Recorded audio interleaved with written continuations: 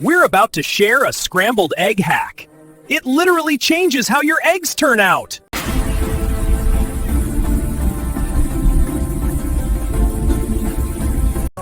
Most people cook eggs until they look fully done. Then they're rubbery and dry. No good.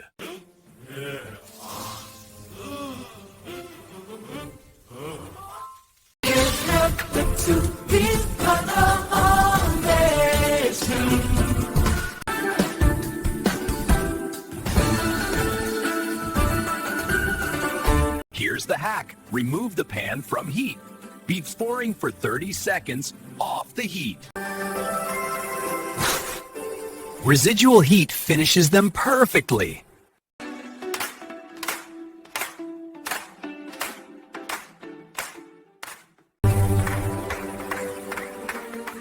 Residual heat finishes them perfectly. Creamy, fluffy, never rubbery. Science works.